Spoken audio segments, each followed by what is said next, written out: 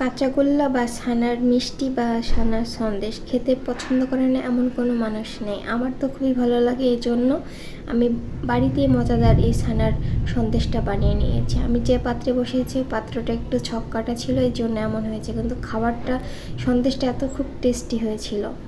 তো আসসালামু আলাইকুম এভরিওয়ান, সবাই কেমন আছেন? আশা করি ভালো আছেন। এখানে ছানার সন্দেশ বানানোর জন্য আমি 1 লিটার দুধ নিয়ে নিয়েছি। আর দুধটাকে ছানা কেটে নিব।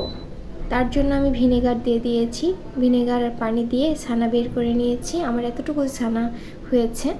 আমি গরুর দুধটাই নিয়েছিলাম এখানে। আর ছানাটাকে ভালোভাবে ধুয়ে নিয়েছি। আর আরেক পাত্রে 1/2 লিটার দুধ গরম করে নিচ্ছি, মানে খুব ভালোভাবে ঘন করে জাল করে নিব, যেন ছানার মিষ্টিটা তৈরি করতে পারি। এখন আমার এখানে 250 গ্রামের মতো গুঁড়া দুধ দিয়েছি। যত দুধ দিবেন গুঁড়া দুধ ঘি তত ছানাটার টেস্ট হবে কিনা বাজারের মতো। আর আমার এই টিপস দেখে আপনারা তৈরি করলে অবশ্যই বাজারের মতো খেতে টেস্টি হবে। আর দেখতে পাচ্ছেন যে আমার দুধটা কতটা ঘন হয়ে আসছে, আঠালো আঠালো।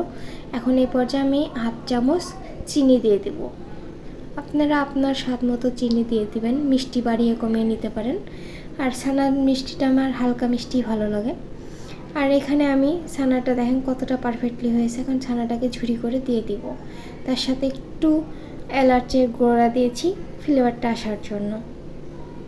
এখানে খুব ভালোভাবে নেড়েচেড়ে আমি একদম মানে শুকিয়ে নিয়েছি, যে এরকম গায়ে থেকে ছেড়ে আসবে, তাহলে গাছ বুঝবেন যে আপনাদের সন্দেশের জন্য প্যাটার্নটা পারফেক্ট রেডি। এখন আমি একটা মোল্ডে খুব ভালোভাবে একটা বাটিতে সেট করে নিয়েছি। কাগজে আমি আগে ঘি মাখিয়ে নিয়েছি। এখন চেপে চেপে ডিপ ফ্রিজে 1 ঘন্টার জন্য রাখবো। এই তো 1 ঘন্টা পর আমার সেট হয়ে গেছে, কিন্তু বাটিটার পিছনে আমার ছক্কাটা ছিল, এই জন্য দাগটা এরকম হয়ে গেছে। এই এখন আমি কেটে নিব, আপনার পছন্দ মতো কেটে নেবেন। কিন্তু বিশ্বাস করবেন না, খেতে এতটা মজা ছিল যে আপনাদেরকে বলে বোঝাতে পারবো না। আমার টিপসটা ফলো করে তৈরি করে খেয়ে দেখবেন যে বাজারের মতোই কিনা লাগছে।